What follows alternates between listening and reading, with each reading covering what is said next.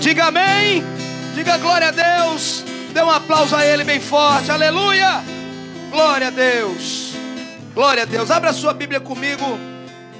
Evangelho de Lucas, capítulo 18. Pode tomar seu assento. Obrigado, Kennedy, Jéssica. Obrigado, Leidiane. Deus abençoe vocês. Aleluia. Lucas, capítulo 18. Nós vamos meditar por esses minutos nessa palavra.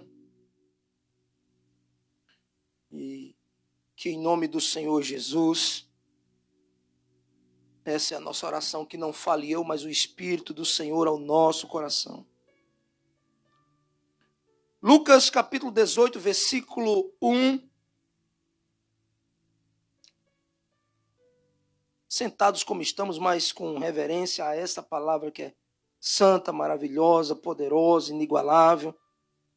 Diz assim a palavra do Senhor. E contou-lhes Jesus, Jesus está contando mais uma das suas parábolas.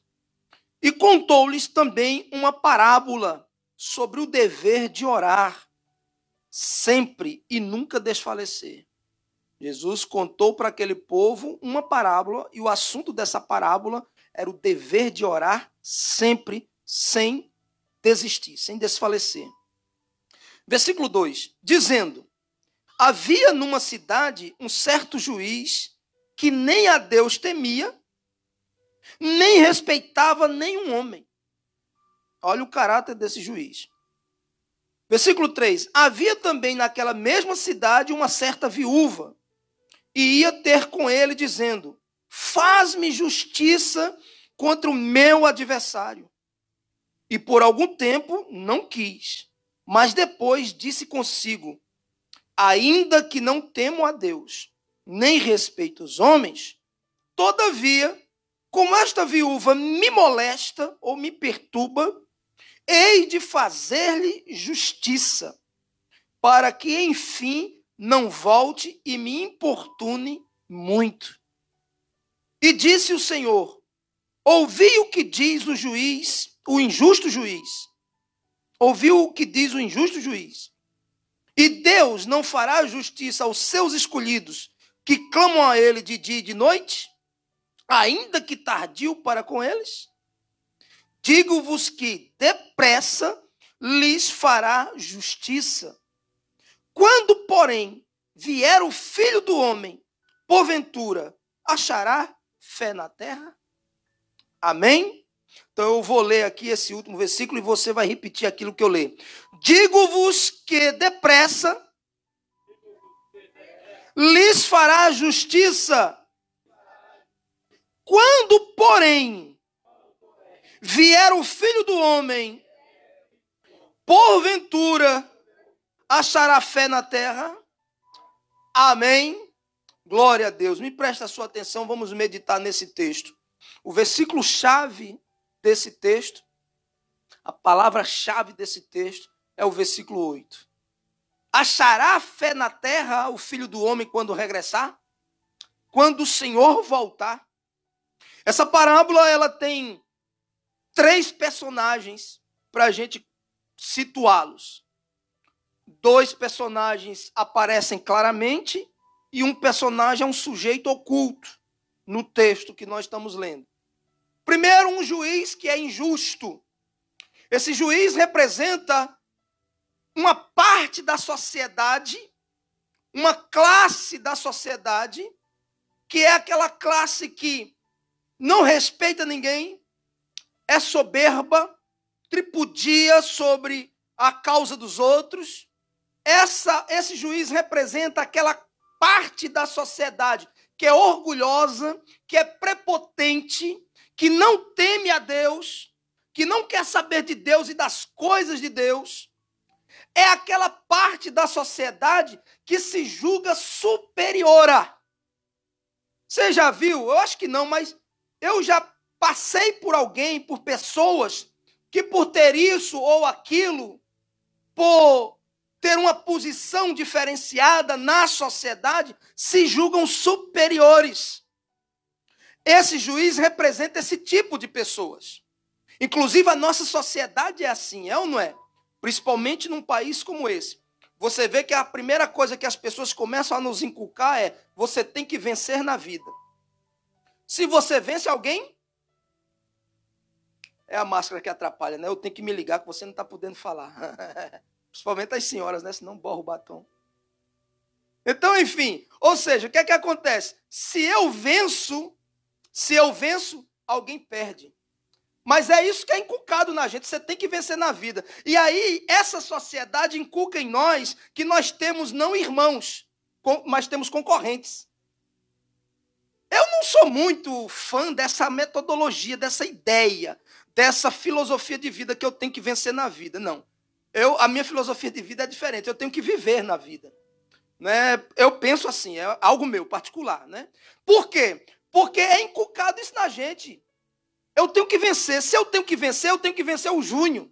Se eu tenho que vencer, eu tenho que vencer o Wagner, a Roberta, eu tenho que vencer quem passar na minha frente. Por quê? Porque eu estou aqui para vencer. E vencer implica que outros percam.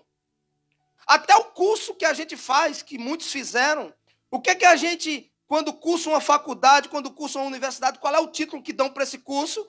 Curso superior. E vem no nosso coração essa superioridade mesmo. Porque eu tenho um curso superior, eu me acho superior a quem não tem. Porque eu fiz letras, porque eu fiz biologia, porque eu fiz contabilidade, pedagogia, porque eu fiz, direito, enfermagem. Eu tenho um curso superior. Porque eu fiz um curso superior de teologia, aí eu sou superior a quem não tem. Veja, a Bíblia nos ensina que nós devemos olhar o nosso próximo como ele sendo superior a nós. Não é nós superior a ninguém. Veja que a Bíblia, as regras do reino de Deus são diferentes. Esse juiz, esse personagem representa isso. Essa classe da sociedade que se julga superior. Porque a conta bancária é maior, porque o schedule de casas é maior, porque ela é quem é que dá o trabalho, as suas helpers são inferiores, os seus helpers lá no trabalho, na construção, são inferiores porque é você que paga o salário. Eu já ouvi pessoas dizerem assim: depende de mim mesmo. Tem que ficar pianinho, porque depende de mim, sou eu que pago o seu salário. Eu já ouvi isso, pessoas falando assim. Então, ou seja, esse juiz representa esse tipo de pessoas. E tem a viúva, que representa a classe menos favorecida da sociedade. Em toda sociedade tem isso. País de primeiro mundo, de terceiro, de quarto, país de quinto mundo, do mundo que tem isso. Tem as pessoas que se sentem inferiores, porque a própria sociedade vem com essa mentalidade esmagando todo mundo. E a viúva, ela, nesse contexto que lemos aqui, é aquela mulher discriminada. A viúva, nesse contexto aqui desses dias, é a pessoa que é marginalizada. Marginalizada no sentido de quê? De estar à margem. Essa mulher, para viver, se ela fica viúva, o marido morre e não tem um filho varão que tome conta da casa e tome conta dela, ela fica à margem da sociedade. Nesse tempo aqui era assim. Ela ia depender do templo. Ela ia depender dos religiosos. A história, vamos contemporizar, a história da cesta básica. A história de alguém chegar lá e da igreja e pagar a sua conta de luz, sua conta de água. Por quê? Essa era a vida dessa viúva, ou das viúvas. Então, essa viúva representa a pessoa mais fraca. O juiz, a pessoa mais forte. É isso que representa. E tem um sujeito, um terceiro personagem, que é um sujeito oculto aqui, pelo menos no texto, que é o adversário, que nós não precisamos ir muito longe para saber quem é. Ela tinha um adversário e nós também temos, que inclusive é o próprio significado do nome dele, né? Satanás, adversário. Ele é o nosso adversário. Nós também temos um adversário e também vivemos numa sociedade em que tem pessoas que se julgam melhores que nós. Esse é o contexto dessa parábola. E o que é que acontece? essa mulher, ela tem uma causa, o juiz é injusto, não respeita ninguém, ou seja, é aquela pessoa que atropela mesmo, te ignora, não quer saber de você, empina o nariz para o alto, vira a cara para o outro lado e se brincar passa por cima. Esse é o caráter e o perfil desse juiz. E essa mulher tem essa causa, ela precisa ganhar esta causa, ela precisa que seja feita justiça na causa dela, e ela ainda tem um adversário contra ela. E ela é totalmente desfavorecida porque é mulher e porque é viúva. Entenda, estou me referindo ao contexto dos dias dela. Ela é totalmente desfavorecida, é uma mulher e ainda por cima viúva. Totalmente desfavorecida no pleito, na batalha. Mas a Bíblia diz que ela vai ao juiz e o juiz, ouvindo-a, não quer saber da causa dela. Não quer fazer justiça. Ele é um juiz injusto. Ele não quer fazer justiça. Só que a mulher não desiste e continua indo bater na porta dele. Ei, tá aqui, julga a minha causa. Ei, seu juiz, de novo, ei, seu juiz, a minha causa. O senhor vai ter que julgar a minha causa. A Bíblia diz que o juiz, pensando melhor, ele diz, ainda que eu não temo a Deus, ele se reconhece, que às vezes falta em muitos do século 21, ele se reconhece, mesmo sendo essa pessoa má, injusta, que não teme a Deus, ele mesmo diz, eu não temo a Deus e não respeito homem nenhum, mas ainda que eu seja assim, eu vou julgar a causa dessa mulher. Sabe por quê? Porque ela está me perturbando demais. Para que não me perturbe mais, eu vou dar um fim nessa causa dela e vou julgar. E a Bíblia diz que foi assim, e esse injusto juiz julgou a causa da mulher, dessa irmã da parábola. Aí o que é que Jesus diz? Jesus diz o seguinte, se esse juiz, sendo injusto, fez justiça a essa mulher, quanto mais Deus, que é o justo juiz, não fará justiça aos seus escolhidos. Cadê os escolhidos do Senhor? Oh, aleluia. A nossa justiça é Ele. Ele é quem advoga nossas causas, Ele é quem fala por nós, é Ele quem vai à frente, é Ele quem destrona, é Ele quem bota no trono, é Ele. É Ele. E essa mulher teve a sua causa respondida, mesmo o juiz sendo injusto.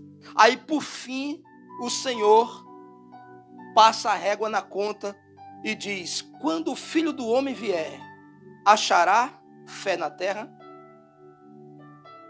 Quando o Filho do Homem vier, achará fé em Goose Creek? Quando o Filho do Homem vier, achará fé na ICVN Church? Achará fé em mim quando o Filho do Homem vier? E é sobre isso que eu queria meditar com você. Como está a sua fé? Pergunte para si, como vai a minha fé? Eu queria meditar com você sobre o tema, a dona fé está na UTI. Oremos. Amém?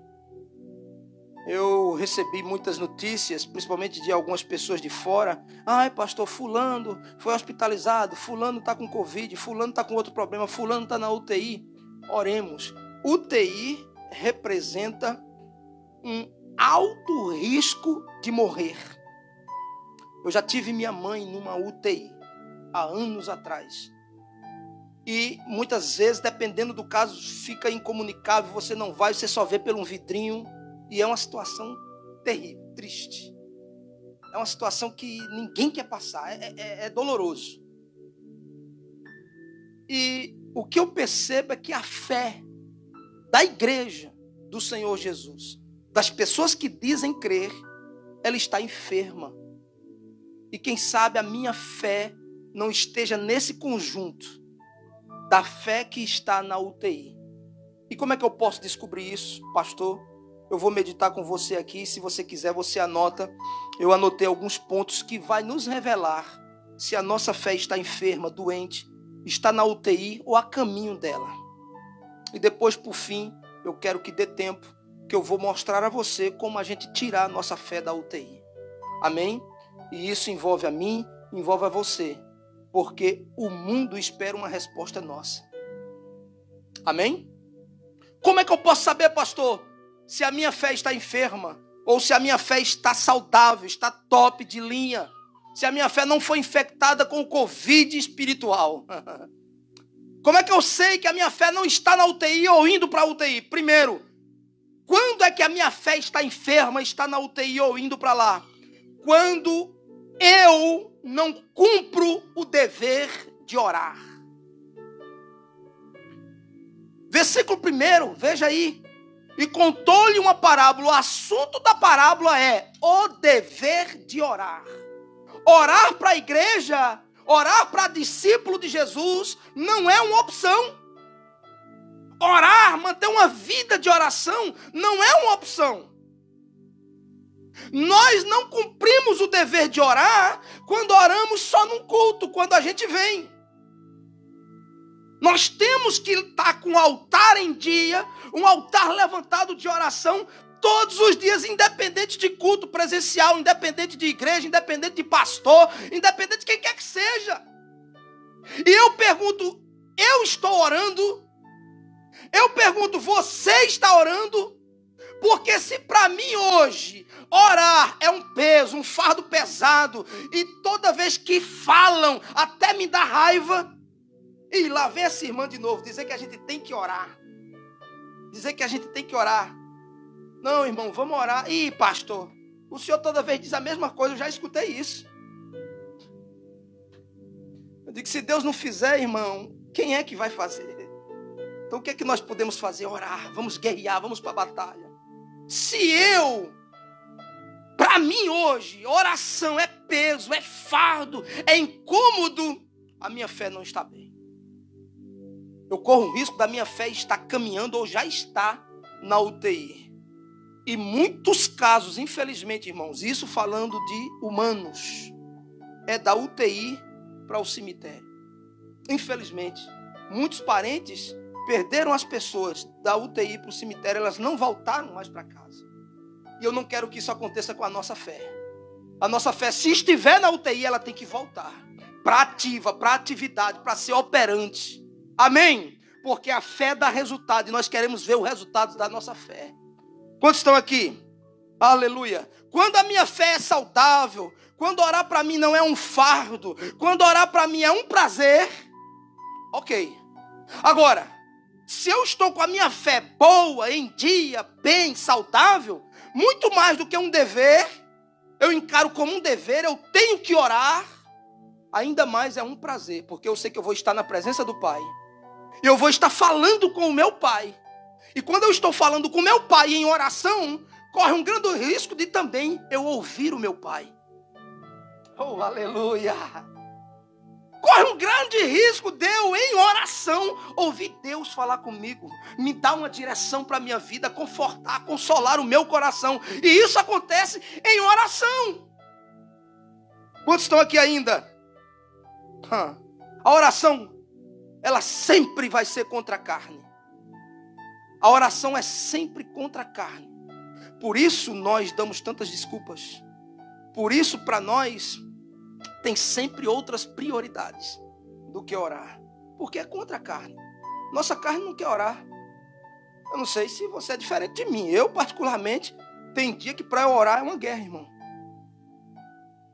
Eu não sei você, talvez você esteja mais firme aí, mais avivado do que eu, não sei. Mas eu, tem dia que para mim orar, para eu orar, é uma batalha. Para dobrar o joelho, para chegar ali, conversar com Deus, pedir uma direção, agradecer. Por quê? Porque é contra a minha carne. Oração não satisfaz carne de ninguém, não. Sabe o que é que satisfaz carne? Lazer. Sabe o que é que satisfaz carne? Netflix. Sabe o que é que satisfaz carne? Passeio. Porque o desejo da nossa carne é normal. Nós somos humanos. Queremos ver alguma coisa engraçada na TV para rir, para despojar. Isso alimenta, satisfaz a nossa carne, mas oração não. Oração é bom pro espírito. Amém? Jesus disse que o espírito é forte, mas a carne é? Então como é que eu fortaleço? Orando. Cada vez mais orando eu vou fortalecer o meu espírito. E isso vai fortalecer a minha carne contra as fraquezas que lutam contra ela. Quantos estão aqui? Então como é que eu sei que a minha fé está enferma quando eu não cumpro, eu deixo de cumprir o dever de orar. Mais uma vez, orar não é uma opção. Orar é um dever da igreja. Amém? Você é igreja, você é cristão, você tem o dever de ter uma vida de oração. Segundo, quando é que eu sei que a minha fé ela está enferma, está na UTI? Quando eu só creio quando tudo me é favorável. Tudo está a mil maravilhas. Tudo está indo de vento em popa. Tudo está dando certo. Aí eu creio. Minha fé está animadíssima, minha fé está agitadíssima. Eu até evangelizo, eu até chamo os outros para orar também. Eu até quero impor as mãos nos outros, eu quero contagiar os outros com a minha fé. Por quê? Porque tudo para mim está dando certo, tudo é favorável. No versículo 3 nós percebemos que essa mulher, tudo para ela era desfavorável.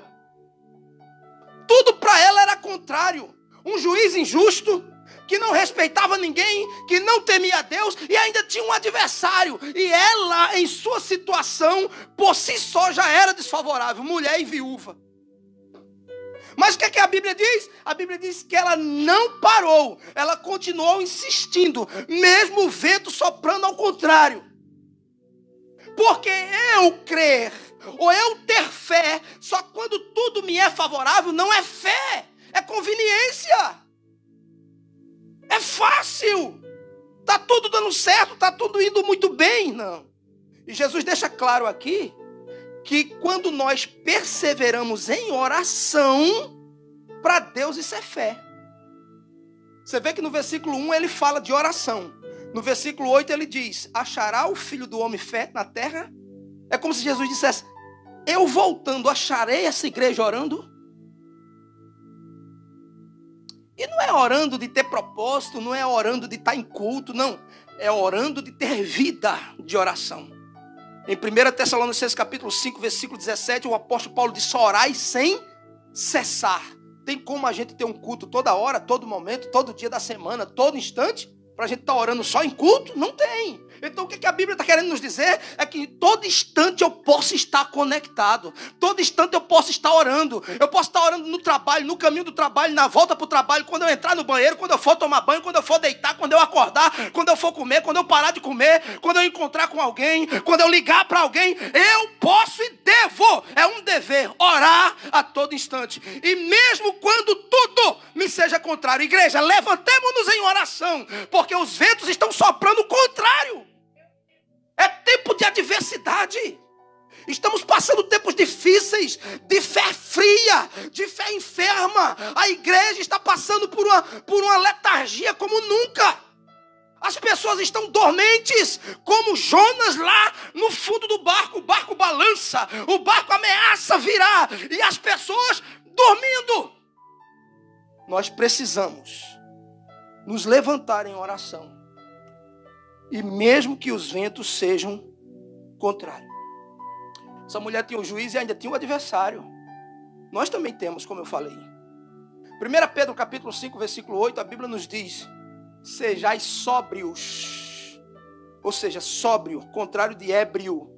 Não esteja com a mente entorpecida, não esteja com escama nos olhos, não esteja tonto. Esteja sóbrio e vigiai. Esteja vigilante. Por quê? Porque o diabo, vosso adversário, disse Pedro, anda ao vosso derredor, bramando como um leão, buscando a quem possa tragar. Nós temos a sociedade que é contra nós, a sociedade que é contra os valores da Bíblia, temos a sociedade que é contra os valores da igreja, temos a sociedade que em boa parte é contra a nossa fé, e ainda temos também um adversário igual essa mulher. Agora a diferença é que parece que somos a parte mais fraca, mas não somos. Eu vou repetir. A diferença é que parece que somos a parte mais fraca, mas nós não somos. Nós não somos uma viúva desvalida. Nós somos a noiva do leão da tribo de Judá. Aplauda ele, glorifica ele, aleluia. Aleluia! Eu descobri que na vida nem tudo são flores. Eu descobri isso. Eu descobri, eu não sei se eu deixei por aí, me dá aí, minha filha, por favor, essa minha toalhinha. Isso. Eu descobri que os ventos também sopram o contrário. Nem sempre sopram a favor. Nem sempre. Os ventos também sopram ao contrário. E parece que tem fases da vida que eles capricham mesmo. É só contra. É só contra. Aí eu te pergunto, você vai parar? Você vai desistir? Você não pode desistir, você não pode parar. Como é que eu faço? Orar. Orar, como essa mulher fez. Tem a sociedade que é injusta, tem esse adversário que é um miserável, mas o nosso dever, como disse Jesus, é orar sem desistir contra ele, o adversário, e contra o pecado da sociedade. Orar para Deus salvar, para Deus converter, para Deus transformar. Amém. Glória a Deus. Terceiro, como é que eu faço, pastor? Como é que eu sei que a minha fé não está em dia, que a minha fé não está bem, que os batimentos cardíacos da minha fé estão caindo, que a minha fé está na UTI? Como é que eu sei? Quando eu só creio se o milagre for instantâneo. Eu só creio se Deus fizer agora. Se Deus não fizer agora, Deus não é Deus. Como tinha na década de 90, começo dos anos 2000, aquela história de botar Deus na parede, como se Deus fosse um quadro. Vamos botar Deus na parede, impressar Deus na parede, como se Deus fosse lagartixa para estar na parede. Tem que ser agora. Ou é agora ou não é Deus. É ou não é? Você já ouviu isso? Só que quando a minha fé só funciona em milagres instantâneos, isso não é fé. Porque Hebreus 11:1 diz o que é fé. Fé é a convicção do que não se vê. Fé é a firme certeza daquilo que se espera. O que é que você não está vendo, mas você espera? Você crê que isso virá? Isso é fé. Eu não estou vendo ainda o meu milagre, mas eu creio que vai chegar. Quando? Não é comigo, é no tempo dele. Isso é fé. Eu não estou vendo, mas eu sei que vai vir. Eu não estou enxergando ainda, mas eu creio que já existe em Deus. Isso é fé. Então a minha fé está enferma quando a minha fé só me permite crer em milagres que eu vejo.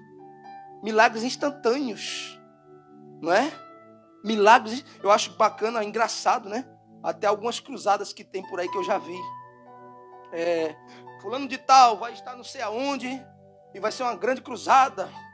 Cruzada dos milagres instantâneos. E eu acho engraçado. Porque Jesus pode fazer? Claro que pode. Mas e se ele não fizer? Para mim. Porque ele nunca vai deixar de ser Deus. Mas para mim, se ele não fizer, ele vai deixar de ser Deus? Se ele não me responder aqui agora, porque eu tenho orações não respondidas. Eu não sei se você tem. Eu tenho muitas orações não respondidas. Mas ele, desde 22 anos atrás, é o meu Deus. E vai continuar sendo. E o futuro que eu peço a ele é que eu continue nos pés dele para servi-lo e pregar o seu evangelho até o último suspiro da minha vida. Ele não vai deixar de ser Deus. Se ele não cumprir, se ele não responder como eu quero, porque o que ele prometeu, ele cumpre. Agora, se ele não responder como eu quero, eu vou perder a minha fé? Não, se você que me vê em casa, você só crer se o milagre for instantâneo, perdoe-me dizer a você, a sua fé está enferma. A sua fé está na UTI. Porque fé é a certeza do que não se vê. Não daquilo que se vê. É do que não se vê. E a convicção do que se espera. Amém. Não desista. E a gente observa que é o seguinte. Enquanto mais o fim se aproxima, enquanto mais está próximo a volta de Jesus, mais as pessoas têm esfriado. Mais a fé das pessoas tem se enfermado. No momento mais errado para isso. No momento mais complicado para isso. No momento mais complicado de pegar minha fé e mandar para uma terapia intensiva. O momento mais complicado da minha fé ir para a UTI é esse momento chamado hoje. Quando mais se aproxima da volta do Senhor. Quantos me entendem? Quarto, Quando é que eu sei que a minha fé está na UTI? Quando eu fujo diante das circunstâncias. Essa mulher não fugiu, não. Ei, o juiz era injusto. Não temia a Deus e não respeitava homem algum. Mas ela não fugiu. E ainda tinha um adversário soprando, fungando no cangote dela. Mas ela não desistiu. Ela não fugiu. A Bíblia diz em Isaías capítulo 28, versículo 16. Quem crê não foge. Se levanta problema, se levanta tempestade, o vento sopra ao contrário. Eu fujo. Eu me encaverno. Eu sou daqueles que, quando tudo vai bem, estamos aí, estamos juntos. Para cá, conta comigo. Quando a coisa aperta, eu me escondo. Quando a coisa aperta, quando o barco balança, eu sou o primeiro a pular fora. Não, a minha fé está na UTI. A minha fé está na UTI. Eu tenho que fazer alguma coisa pela minha fé. Por quê? Porque quando os momentos são contrários, em vez de eu somar força, eu fujo para as cavernas existenciais da minha vida? Eu recuo? Não. A Bíblia diz, queridos, a Bíblia diz que Deus não tem prazer naqueles que retrocedem. A nossa fé é para avançar. A nossa fé não é para retroceder. Nós não podemos retroceder. Nós não podemos desistir da nossa fé. A fé é um território que, assim como Davi defendia lá, quando pulava um leão, quando pulava um urso, ele se agarrava e matava defendendo as ovelhas. A fé é isso. A fé é um território que tem que ser defendido. Pulou para dentro do território da nossa fé, agarra na barba desse leão, desse urso e mata. Porque nessa guerra, ou você mata ou você morre. Ou você acende a sua fé, ou ela vai parar na UTI, correndo o risco de não sair mais de lá e morrer. E a fé morta representa vida sem Deus. A fé morta representa a quebra da comunhão com Deus. Porque não é possível se aproximar de Deus sem fé. Eu vou repetir. Você não se aproxima de Deus porque o Pai se aproxima. Você precisa crer. Você não se aproxima de Deus porque seu filho se aproxima. Você precisa crer, você. Você não se aproxima de Deus porque a sua igreja é evangélica e faz isso e faz aquilo. Não. Eu me aproximo de Deus pela fé. E é preciso que eu creia, que eu tenha fé, para essa fé ser operante. E aí o Senhor promete presentear, recompensar a fé daqueles que o buscam. Amém? Quantos estão entendendo? Então, quando eu fujo diante das situações, irmãos, a minha fé está doente. Porque simplesmente quem crê não foge. Amém? Materialmente, fisicamente, as pessoas são fortes. Materialmente e fisicamente as pessoas não fogem. Veio o Covid, o que é que as pessoas fazem? Materialmente, corre para o supermercado, bota 3 máscaras na cara, uma na nuca, faz o que for. Bota máscara na orelha e estoca papel higiênico em casa. Estoca clorox em casa, estoca arroz em casa, feijão, fica tudo faltando no supermercado. Materialmente as pessoas são corajosas, elas não fogem. Fisicamente a mesma coisa, se protegem, botam máscara, luva, vão para o trabalho, vão para os aniversários, vão para tudo. Mas aí na hora da igreja, na hora de manifestar a fé, na hora de exercitar a fé, aí não, aí eu fujo. Veja como está o nível da nossa fé. Isso eu falo de maneira geral, é abrangente, isso é no mundo, irmãos. Você não sabe o que eu tenho ouvido de alguns pastores, conversando sobre todo esse tempo. As pessoas estão frias. E o grande problema do esfriamento é se tornar uma hipotermia. Porque quando eu reconheço que estou frio, eu procuro logo um aquecedor. Eu procuro alguém que está na fé. Eu procuro alguém que está em brasa. Eu procuro alguém que possa aportar em mim. Mas se eu não reconheço que estou frio, eu me abraço com outro iceberg.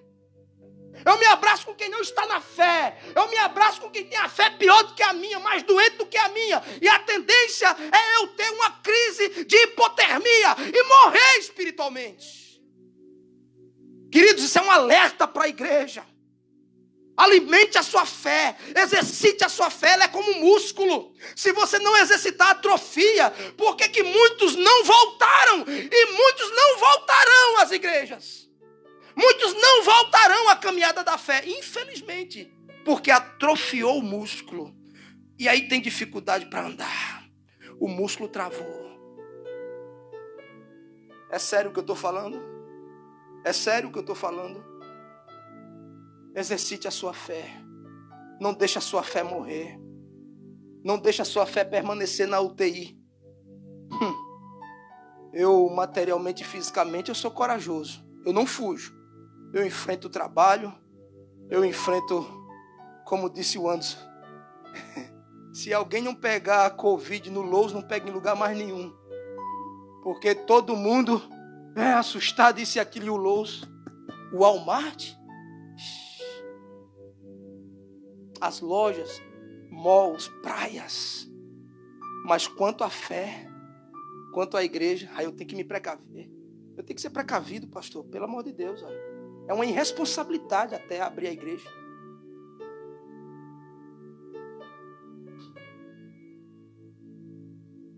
Como está a sua fé?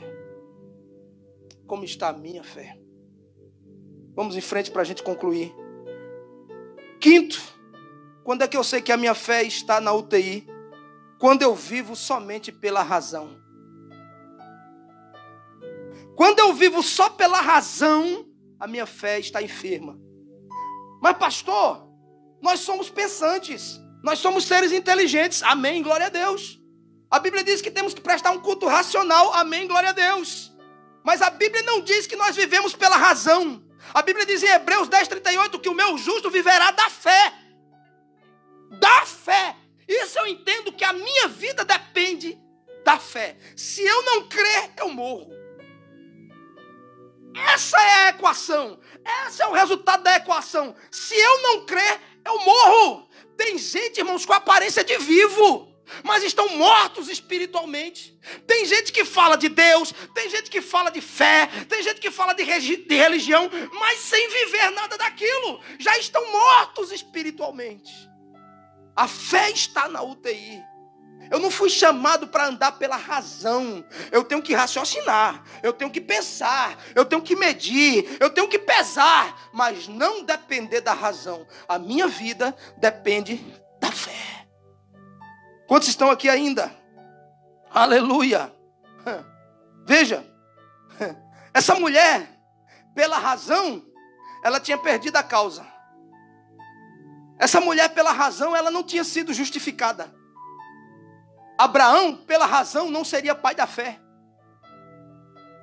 José, pela razão, tinha mofado lá na prisão de Faraó. Pela razão. Lázaro, pela razão, estava lá no túmulo até hoje.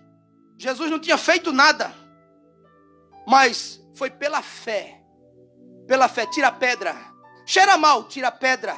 Cheira mal, tira a pedra. A Bíblia diz, em Hebreus 11, que foi imputado pela fé a justiça a Abraão. Por quê? Porque ele creu. Eu não sei o que Deus vai fazer. Eu não sei. Isso é com ele. Mas ele me pediu o meu Isaac, eu vou dar. Pronto, e acabou. Olha, fica aqui, porque eu vou subir a montanha, vou adorar a Deus, nós vamos e voltaremos, no plural. Eu creio, não importa se ninguém mais crê, eu estou crendo. Essa é a fé de Abraão. Oh, aleluia, aleluia, aleluia, aleluia. João 11:40, a Bíblia diz, se creres, verás a glória de Deus. Se é assim se você crer. Quantos estão aqui? Aleluia. Eu não posso fugir das circunstâncias. Eu não posso viver pela razão. Eu continuo acreditando nas promessas. Eu continuo crendo nas promessas. Eu continuo acreditando que Deus vai cumprir as promessas. Amém? Isso é fé. Isso é fé. Nós usamos muitas vezes a fé. Todos os dias desse tempo temos usado a fé para trabalhar. Temos usado a fé para viajar. De avião, de carro, seja lá como for. Só pode ser pela fé, meu filho. Porque se não fosse pela fé, você não saía de casa, não. Ai, meu Deus, vou pegar Covid agora, lascou. Não sai nem daqui. Não.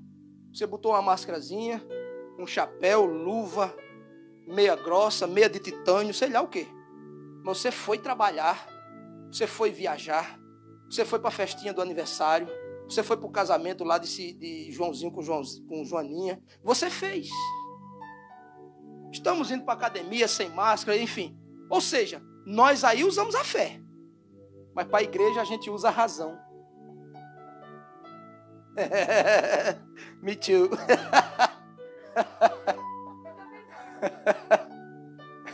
Eu não tenho unção para isso, não sei porquê.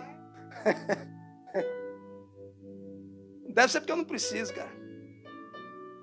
Então, ou seja, nós pegamos e usamos a fé para fazer as coisas todas que não diz respeito à nossa fé. Mas usamos fé. Usamos fé para ir, para vir, para trabalhar, para estar nos parques, para tudo. Mas na hora da igreja, de um culto, vai voltar? Esse pastor está doido. Nós estamos em quarentena, pastor. Nós estamos em pandemia. O culto presencial, não. Esse povo está doido. É muita irresponsabilidade para um povo só. Aí nós usamos a razão. Então você começa a ver que essa fé não está bem. É uma fé que está enferma. A dona fé está na UTI, precisando de oração. Amém? Quando é que eu sei? Quando eu sou desobediente. A maior marca da fé é a obediência. Não adianta eu dizer que creio e não obedeço. Não adianta. Então, quando eu sou desobediente, eu não estou manifestando fé. Eu sou desobediente. Eu não obedeço pai, mãe, patrão. Eu não obedeço diretriz nenhuma. Eu não obedeço líder, pastor. Não. A minha vida é livre. Eu sou livre. Dono do meu nariz, pronto e acabou. Glória a Deus que somos livres. Agora, a nossa vida, ela é marcada por obediência ou desobediência. Obediência, as bênçãos seguirão e nos alcançarão. Desobediência, nós não vamos poder viver essas bênçãos. É o que diz a Bíblia. E nós hoje, de um modo geral que eu falo, somos reprovados no quesito obediência nas mais mínimas coisas. Nas mais mínimas coisas. A coisa mais mínima que se pede para eu fazer, para você fazer, a gente reluta. A gente reluta. Somos difíceis de manter um nível ou ser aprovado no quesito obediência. E por fim, quando é que eu sei que a minha fé está enferma e na UTI? Quando eu só creio, quando eu só tenho fé para receber e nunca para dar. A minha fé é só de receber? Então eu só creio que Deus vai me dar. Eu só creio que minha família vai me dar. Eu só creio que os meus amigos vão me dar. Mas na hora que Deus precisa, na hora que a igreja precisa, na hora que meus amigos precisam, na hora que minha família precisa, ninguém pode contar comigo. Ninguém conta comigo, a igreja não conta comigo, Deus não conta comigo, meus familiares, meus amigos, meus irmãos na fé, ninguém conta comigo. Agora, na hora que eu preciso, aí não, eu tenho que ir buscar, porque eu tenho fé para receber. Eu tenho fé que eu vou chegar lá na porta do Júnior, vou bater, Júnior, eu preciso, Júnior, fala comigo, ora por mim, Júnior, me ajuda, Júnior, eu preciso disso, Júnior, pode ser problema, viu, irmão? Esse é um exemplo que, Júnior, eu estou precisando de $5 mil emprestado, pode ir, viu, irmão? Pega carona aí, deixa. Só que é o seguinte, passou-se 90 dias, 100 dias, 120 de quarentena, e eu não dei uma ligada para o Júnior para saber se Júnior precisa de um caroço de feijão. Que fé é essa? Minha fé é só para receber. A minha fé nunca alcança para eu dar, para eu doar. Nós estamos vivendo um tempo difícil. Da fé está na UTI. Nós aqui localmente, nós estamos vivendo um milagre a cada mês. Nós. Você sabe, é só você olhar, né, para o dia a dia. Você sabe quantas pessoas ou ou porcentagem nós estamos contando em termos de contribuição, ou digamos assim, de não contribuintes, é de 70% a 80% da igreja. 70% a 80% da igreja. Esqueceu da igreja. Ah, mas a igreja sou eu. Não. Você é membro de uma igreja.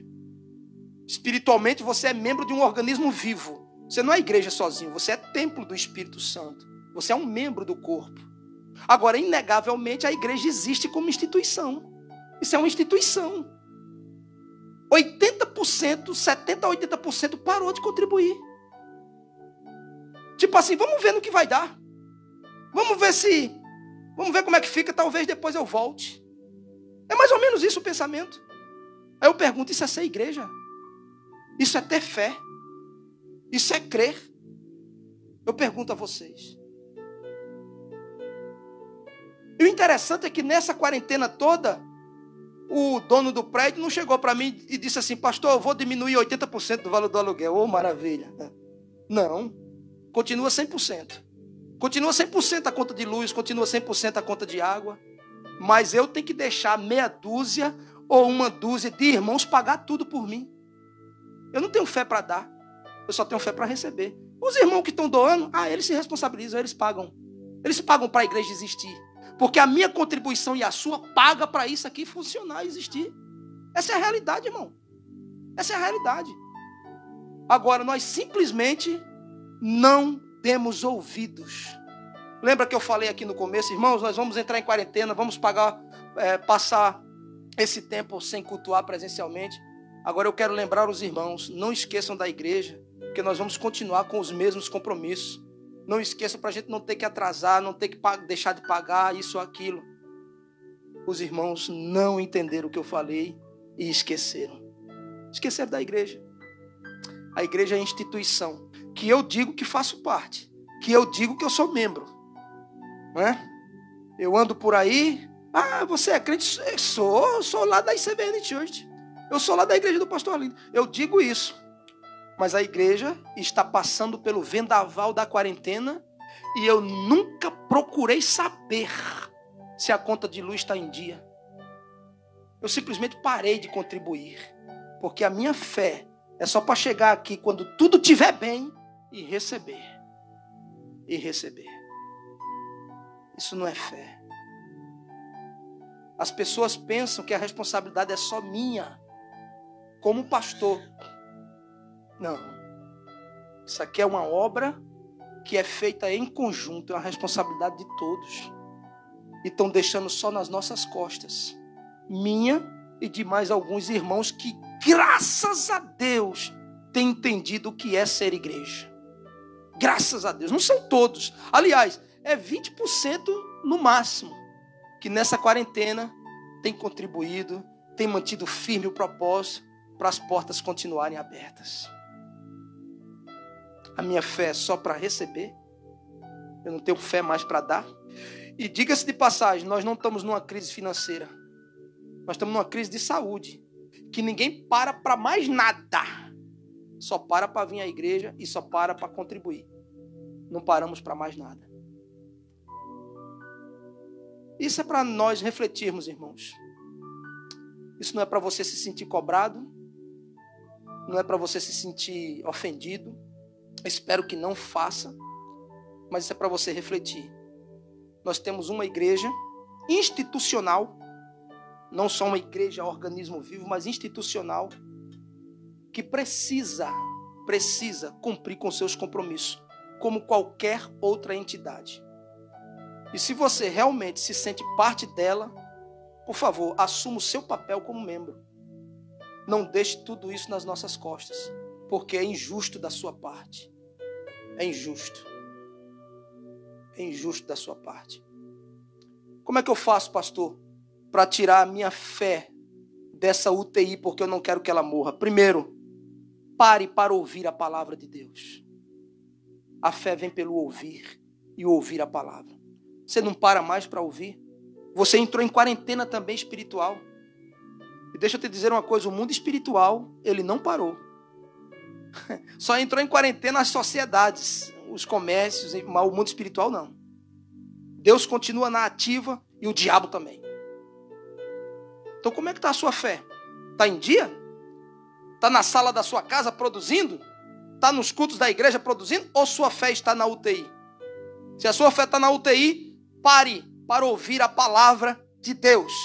Pare para ouvir a palavra de Deus. É pela palavra de Deus que a fé nos vem.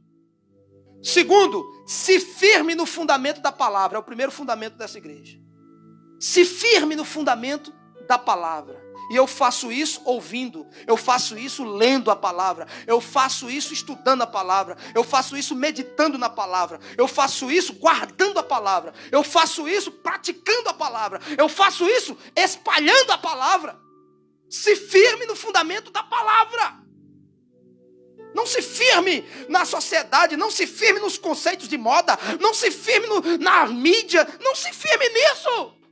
Se firme na palavra, senão a sua fé vai permanecer na UTI e você vai morrer espiritualmente. Se firme na palavra. Terceiro, se firme na oração, nosso segundo fundamento. Nós lemos aqui, o Senhor falou que é um dever orar. Você acha que é opção sua? Você acha que eu tenho a opção de orar? Não. Como cristão e servo de Deus é um dever. Agora, depois, porque eu sei o que é que representa a oração, se torna além do dever um prazer. Quarto, se firme na sua identidade, que é o nosso terceiro fundamento. Quem você é? E a primeira marca da sua identidade é ser filho de Deus. Filho tem relacionamento. Não aceite um relacionamento estranho, distante. Não aceite. Seu relacionamento tem que ser próximo. E isso se dá através da oração. Quinto, se firme na unidade, que é o nosso quarto fundamento. Unidade, comunhão. Todos remando para um mesmo lado, no mesmo objetivo. Quando eu quero tirar a minha fé da UTI, eu tenho que estar junto. Por quê? Se eu estou mais fraco um pouco, o pastor Wagner vai me sacudir para cima. Se eu estou mais forte um pouco, e aí a Roberta está mais fraca um pouco, eu vou sacudi-la para cima. E isso é igreja. Isso é vida de comunhão. Igreja é quando estamos juntos. Eu não sou igreja em casa, não caia nesse engodo de Satanás. Eu sou igreja. Não. Você é templo do Espírito Santo, você é membro do corpo de Cristo, um membro. Igreja é isso aqui. Igreja é quando se junta, é ajuntamento. Eclésia. Então prime pela unidade, pela comunhão. Louve a Deus pela volta dos cultos. Esteja junto. Cultue a Deus. Seja parte dos compromissos. Seja parte do que recebemos, mas seja parte do que damos também. Não me deixe só nessa história. Não seja injusto comigo. Não seja injusto com a sua igreja. Seja parte dessa história realmente. Se você é da igreja. E em último lugar, se firme no serviço do reino, que é o nosso quinto fundamento. Você quer praticar essa fé? Irmãos, vá servir. Vá servir. E eu vou te dizer uma coisa. 90% das pessoas vão ser ingratas a você pelo teu serviço. Aí você pratica a sua fé. Welcome to the kingdom of God. Seja bem-vindo ao reino de Deus. Você serve e 90% te vira as costas como os 9 leprosos. Aí você pratica a sua fé. Sabe por quê? Porque isso não te faz parar. Porque isso não te ofende. Porque isso não te barra. Porque isso não dá stop na tua caminhada. Não agradeceu? Aleluia, eu não fiz pensando só nele. Eu fiz para agradar o meu Deus e eu vou continuar. Eu não vou parar. Fique de pé no seu lugar em nome de Jesus. Aleluia! Aleluia! Espírito Santo, meu Deus, em nome de Jesus. Pai, eu oro pelo teu povo, pela tua igreja, eu oro pelos teus servos. E por mim, Pai, porque eu não quero a minha fé enferma. Eu não quero a minha fé levedada. Porque um pouco de fermento pode levedar toda a massa. Que a minha fé, meu Pai, mesmo pequena, e a fé dos meus amados, mesmo pequena, seja pura, genuína, para a gente obter os resultados dela. Porque a fé, meu Pai, a tua palavra nos mostra que a fé dá resultado. Resultado na vida espiritual, resultado no caráter, na moral, resultado na caminhada. A tua fé dá resultado. Nós queremos os resultados da fé na nossa vida. Eu entrego nas tuas mãos, meu Pai, a tua igreja. Pai, sopra o vento do teu espírito e traz avivamento. A começar pelo altar, a começar por mim, pelos meus companheiros de obra. Porque, meu Pai, se o altar estiver em chamas, o fogo pegará, meu Pai. Meu Deus, em nome do Senhor Jesus, venha usar-nos, venha nos levantar, tira-nos do comodismo, tira a nossa fé da UTI, que voltemos a crer no sobrenatural, Pai. Nada de viver pela razão, somente pelo que o noticiário diz, somente pelo que o prefeito diz, somente pelo que o teólogo diz, somente pelo que o médico diz. Não, meu Pai.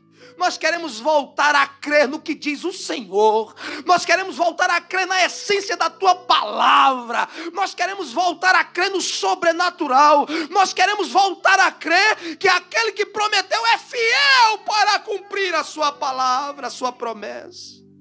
Pai, nós entregamos em tuas mãos nossas vidas. Pedimos ao Senhor perdão pela nossa falta de fé. Nos ajude na nossa falta de fé. Sê conosco e nos conduz adiante, Pai. Em nome do Senhor Jesus. Amém. Eu oro por esse contribuinte fiel, que não tem parado apesar dos pesares. Que tem conseguido, não tem esquecido do missionário, da missionária. Que não tem esquecido, meu Pai, do trabalho em João Pessoa. Eu oro em favor desse contribuinte que não tem esquecido desta porta aqui em Goose Creek. E que continua fiel, abençoando a obra. E está sendo parte deste milagre que estamos vivendo mês a mês. Eu louvo ao Senhor pela vida do Senhor Rivera, dono deste prédio, que tem nos permitido pagar com atraso, Senhor, o aluguel deste lugar.